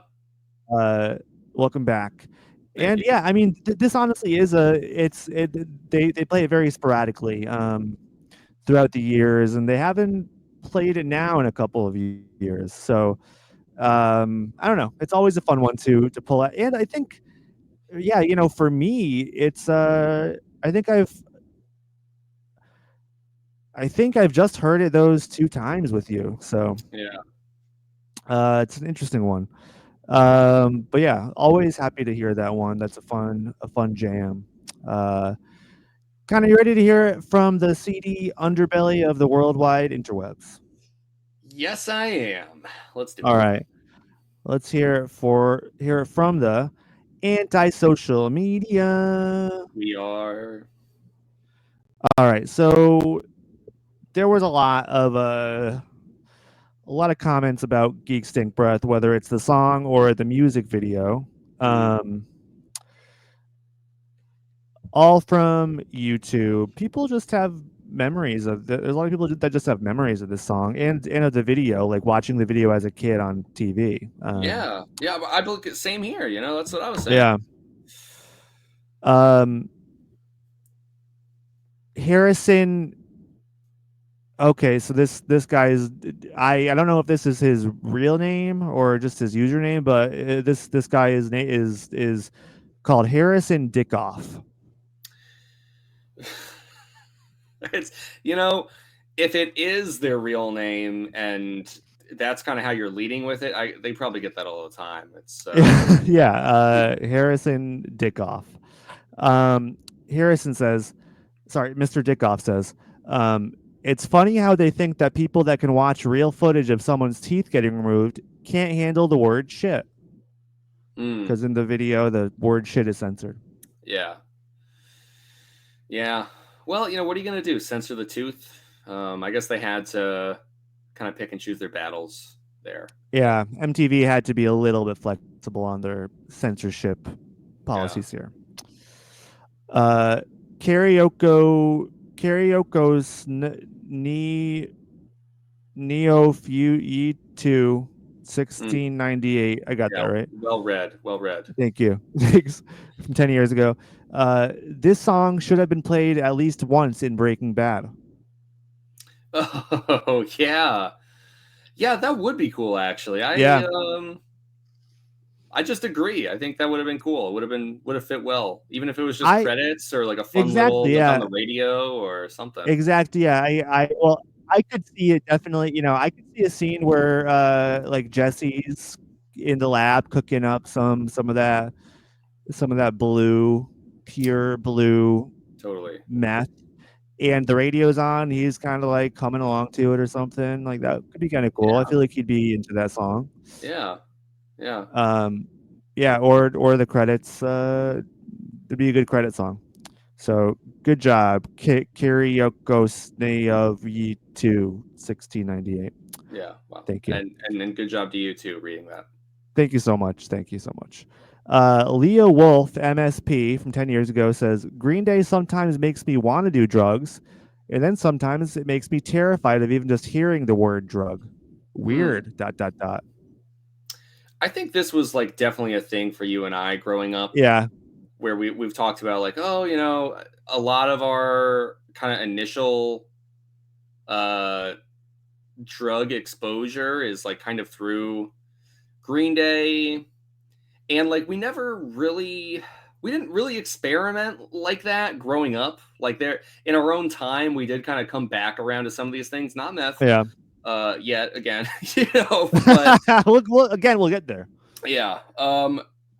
But it's like that whole idea of like listening to Green Day, especially as a kid, and sort of it like sparking your curiosity for drug use, whether you do it or not. Yeah. Like I very much get what they mean. Yeah. Yeah, definitely. Yeah, I was gonna say like us at 12. Yes. Pretty much. Yes.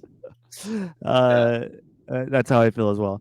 Um, next up we have Peepee Peepert, I like which is that a one. great name. Yeah. Peepee says Wonder if that's their this. real name. Sorry. I Go think it on. is. This brings back memories of shoveling the driveway with tunes blaring and fingers freezing. Dude, I love that. I Yeah. know. Yeah. You can just feel. I can just feel this comment. I can just really. It brings me back. Yeah. Too.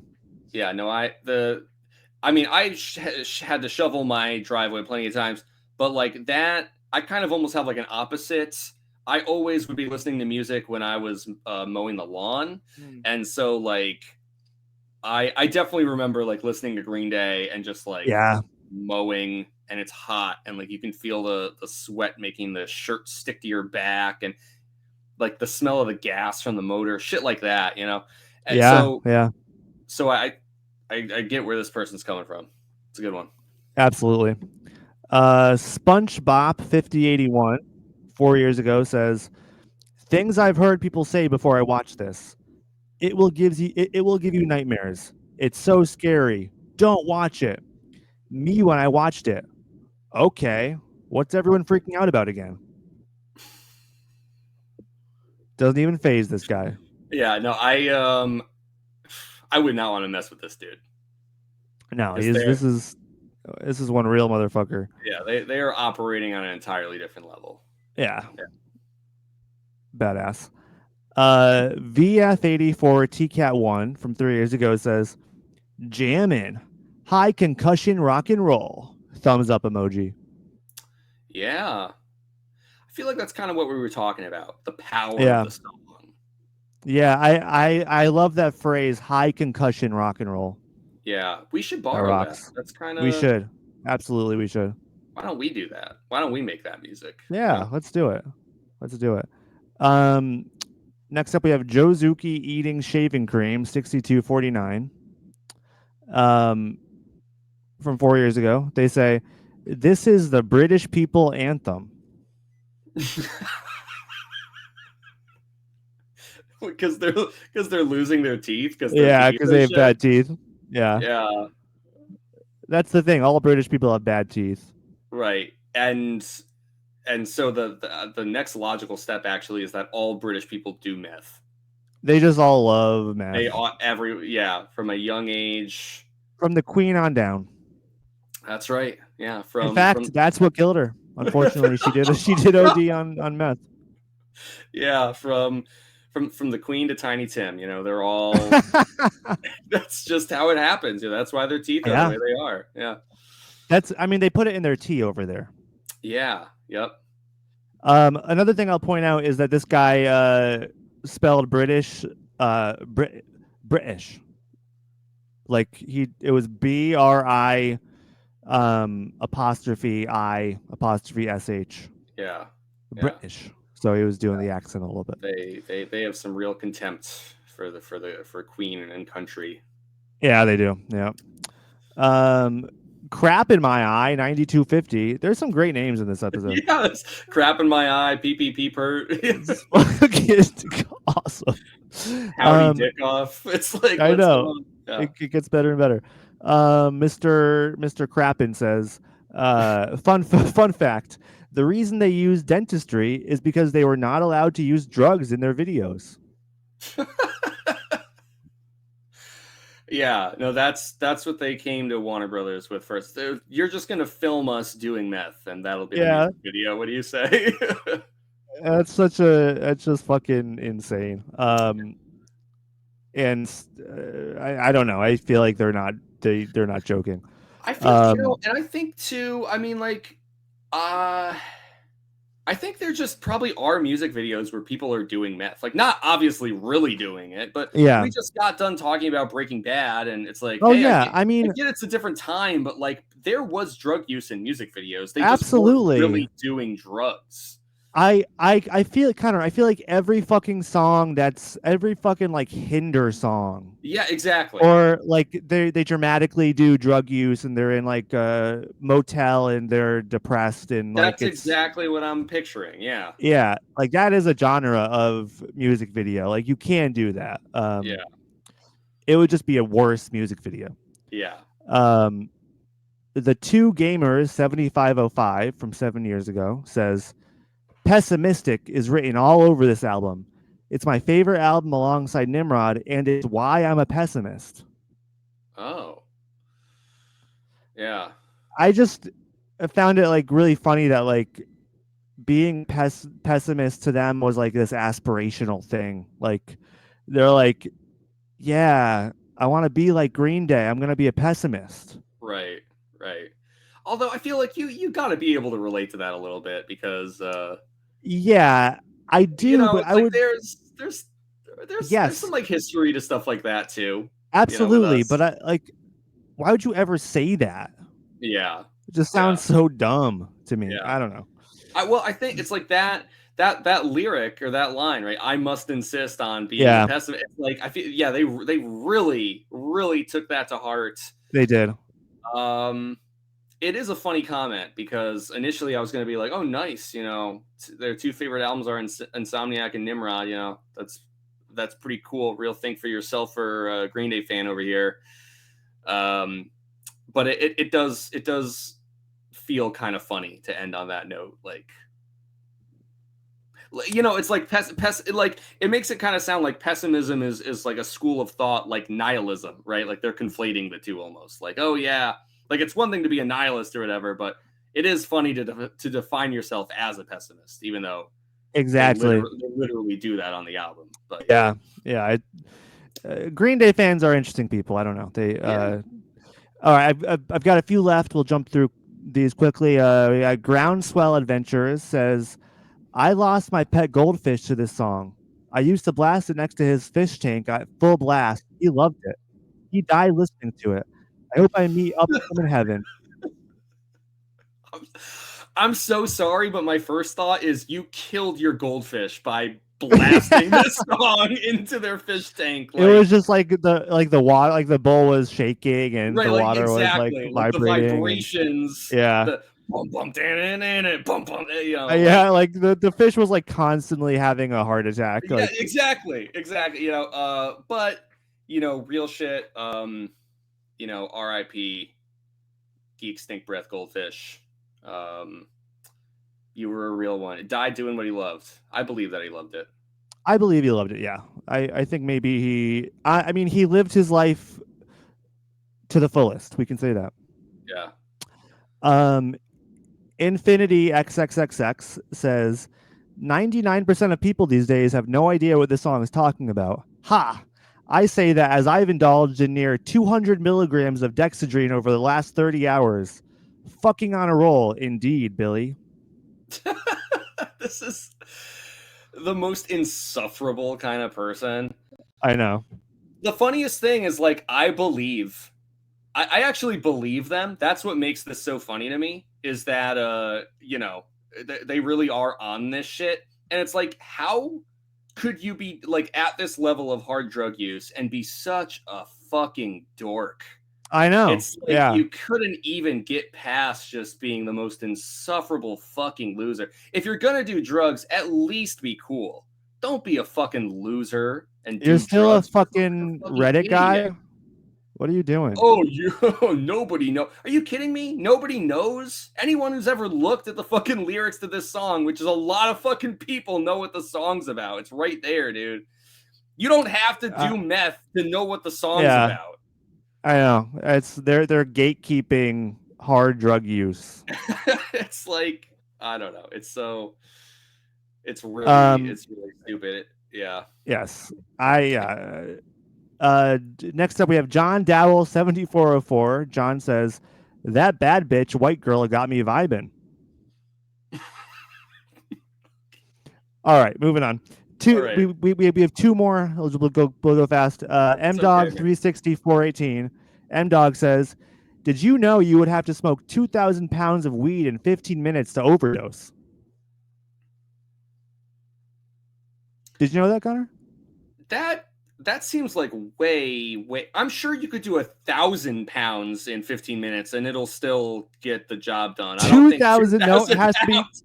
2,000 pounds in 15 minutes. Like that's I'm not sure they know how much. Yeah. Okay. Yeah. No, that's a fun fact. I didn't know that. I'm That's sure they've done crazy. the research. I'm sure they've confirmed it with scientists. Right. Right. All right. Last but not 1,000 least, pounds. 1,000 pounds in 30 minutes, you'd be fine. oh yeah, But that's nothing. It's like that other guy who did all that dexedrine would be like, I did that before I had my first yeah, cup of right. coffee Do today. you even know what this song's about, man? Yeah, exactly. All right. Last but not least, Spirals Happened 7 from 8 years ago. At one point in my life, back in 1997, I imagined inventing a Geek stink breath machine with an odor sensitive smell gauge meter. I knew this acquaintance coworker guy with an excessive beer drinking and meth problem, who was oblivious to stinking up the bar rail area with his loud gutter talk, laughter, and rancid dragon spit breath. No BS, as it was this song that gave me the idea for such a device. I I don't understand what the machine would do still. I don't get what it would do. Well, Connor, it's an odor sensitive smell gauge meter. So like if someone has geek stink breath, like Yeah. it could like identify like, oh, you're a fucking 14.2 on the geek stink Yes. breathometer, It would right? like beep a few times. Yeah. It Yeah. would like kind of like a I guess like a breathalyzer maybe or something like that, but Right. Right. But just for but saying that for your geek breath stink breath. smells Yeah. like hog shit, Yeah. I like you have to make a device for that. You couldn't just be like, dude, brush your teeth. Like it's yeah, like dude, you reek. What the fuck's going on with you? You gotta maybe you want a mint? I got some mints for you. yeah. Connor, I know that was a lot. I couldn't going into this, I was like, all right, I'm gonna read a few of these It's comments. Connor, okay. I couldn't It was stop. fun. I couldn't fucking stop myself. You were on a roll, no Yes. self-control. Yes. Looking through the credits, you couldn't make no edits. Wow. We just Yeah. wrote ourselves a parody song. Yeah. Um, Connor, who the heck wins comment of the day? My vote's gonna go to PPP Pert, who had the comment about how geek stink breath makes him think about snow shoveling. That's just such a relatable. I don't know. I love those like tactile, uh, like sensory kind of memories that like we tie to music because I'm very much that way too, and I think a lot of people are. It's a very common experience, you know. But like that feels like such a specific thing to like that feels like such a suburban malaise. Like I can just imagine it, it's like it's fucking 5:30, but it's already fucking pitch black out because it's the middle of Yeah. winter and you're freezing your ass off shoveling the snow and you're just listening to Insomniac, and like this is just the song that your brain one day unwittingly just like connected those fucking neurons, and like forever it's Yeah. like there. I don't know. I really dig that. That's my vote.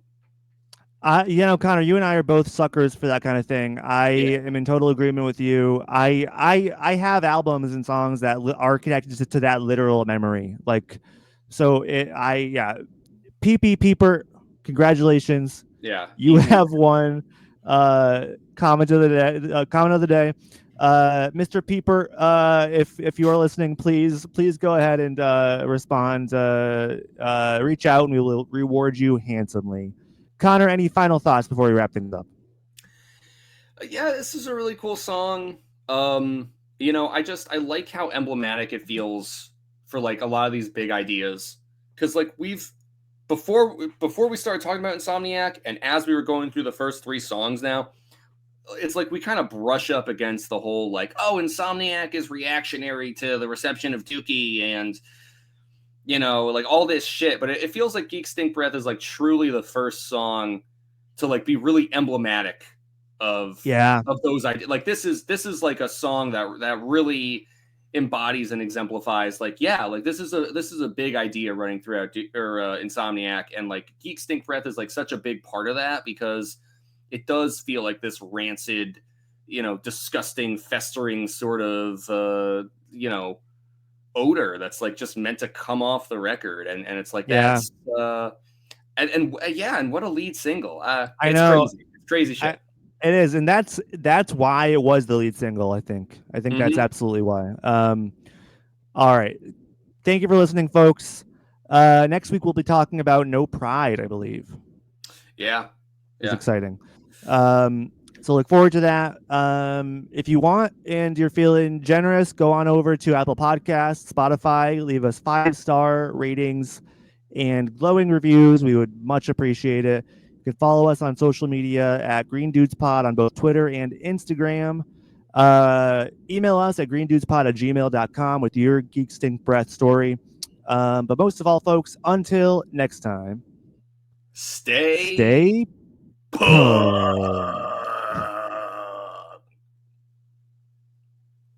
All right. And we are out. See you guys.